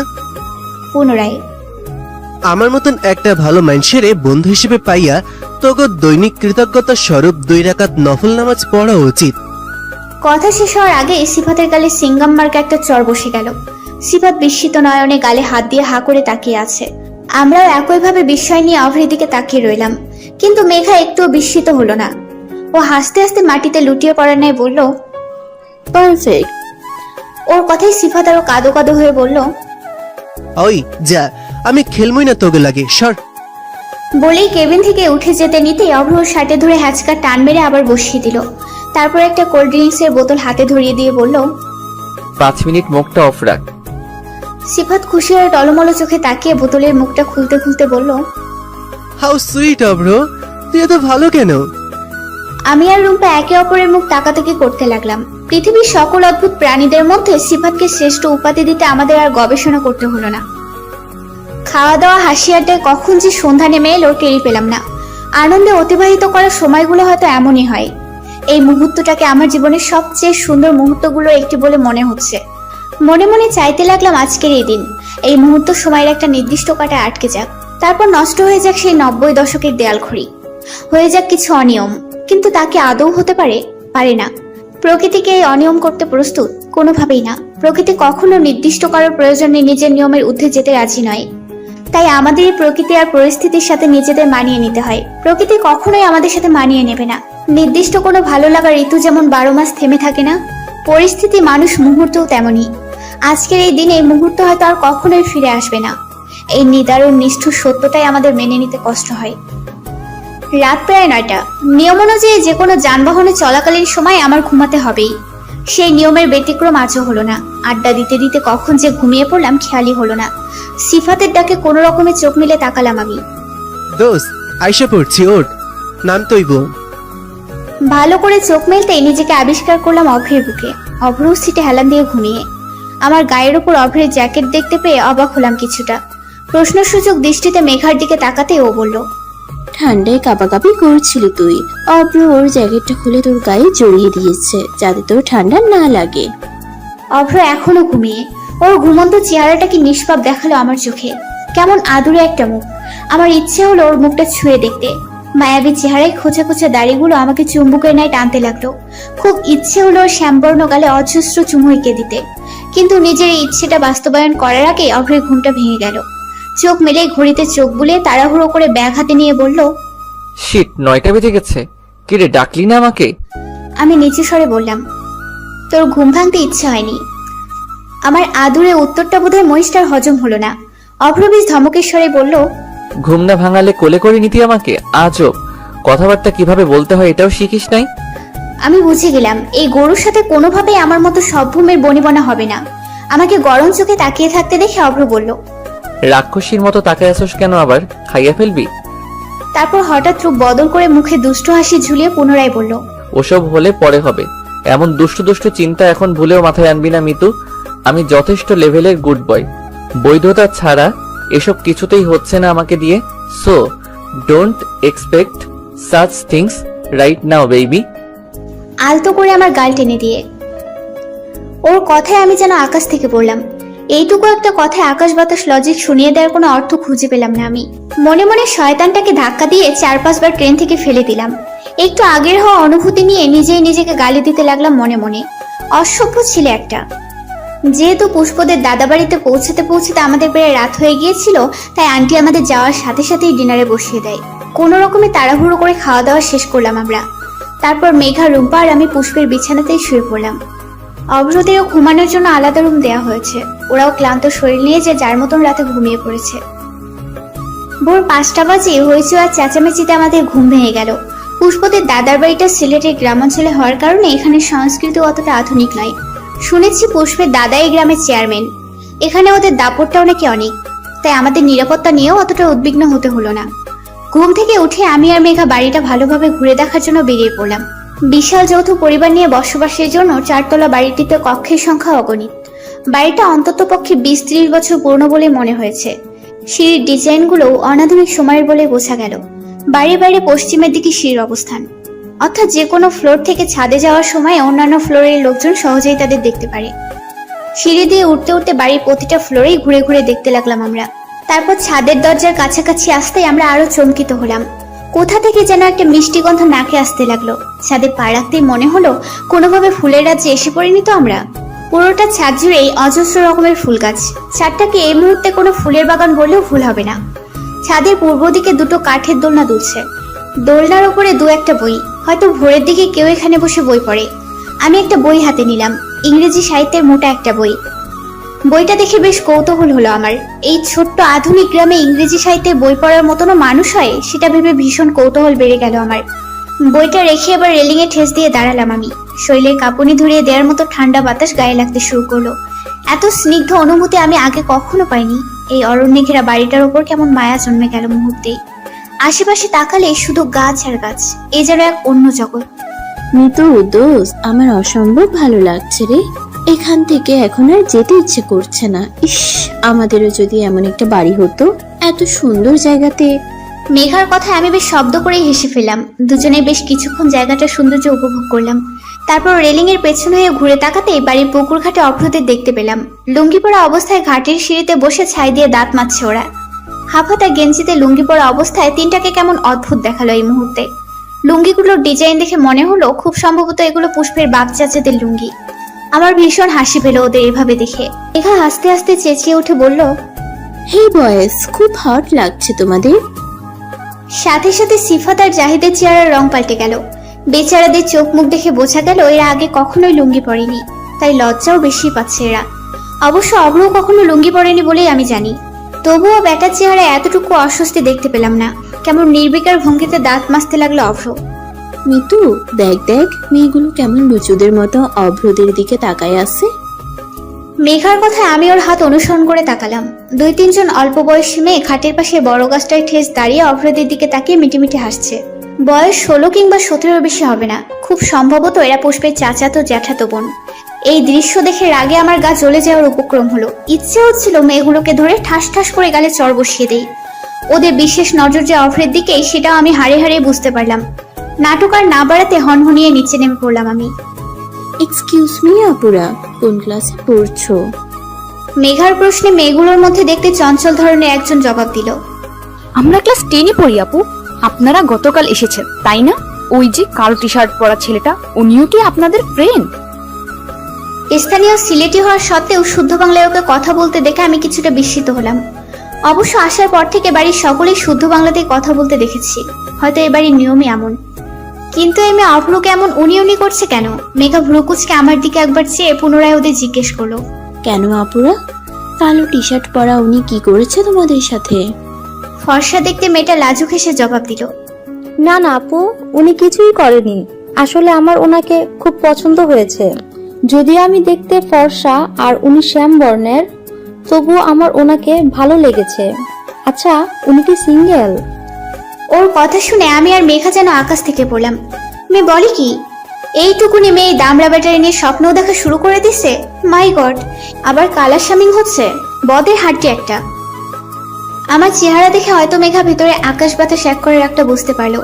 মেঘা বেশ স্বাভাবিকভাবেই জবাব দিল, আহারে ছোট্ট আপু, তোমার জন্য খুব মায়া লাগছে আমার। মেঘার কথা শুনে মেয়েগুলো একে অপরের মুখ তাকাতাকি করতে লাগলো।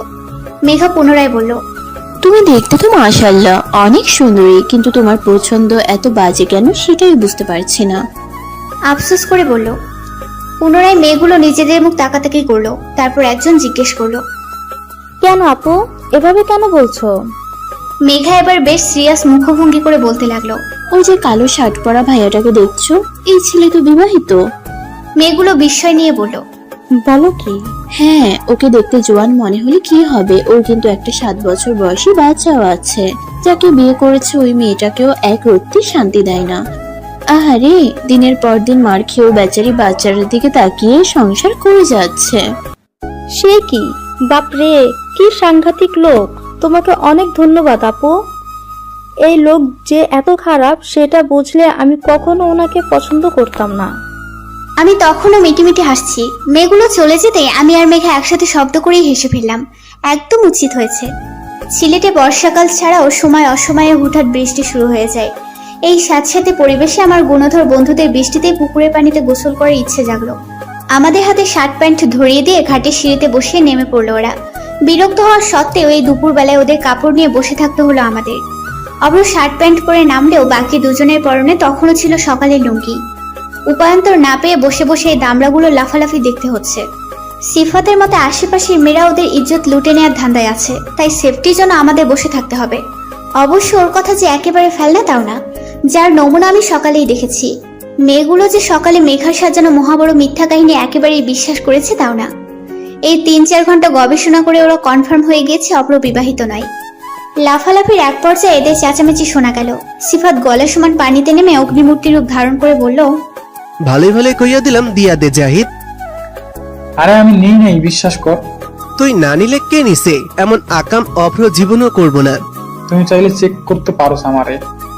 শালা কি চেক করবো তোরে? আমি স্পষ্ট ফিল করছি তুই টান মারছস। এদের আলোচনার বিষয়বস্তু তখনও আমাদের বোধগম্য হয়নি। কথা কাটাকাটি এক পর্যায়ে সিফাত ধমকের স্বরে বলল, তুই না নিলে আমার লুঙ্গি কই গেল?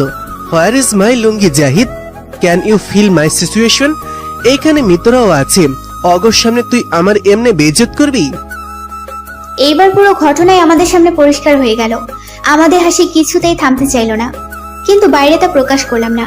রুম্পা মুখ চেপে হাসি আটকানোর চেষ্টা করে চেঁচিয়ে শুধালো, বন্ধু, এনি প্রবলেম?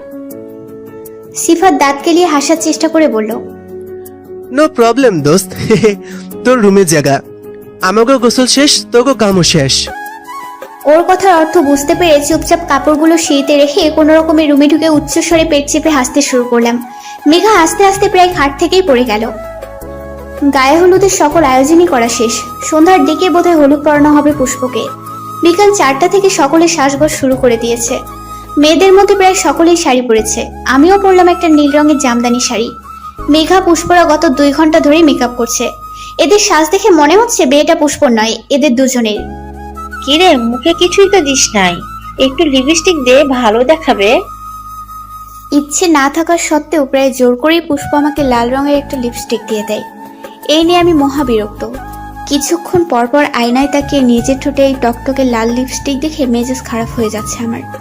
মুখে বিরক্তির ছাপ বসিয়ে সিঁড়ি দিয়ে নামতে অভ্রের সাথে ধাক্কা খেলাম আমি। সবুজ রঙের একটা পাঞ্জাবি পরেছে অভ্র। ওকে দেখে আমার চোখ যেন বেরিয়ে আসতে চাইল।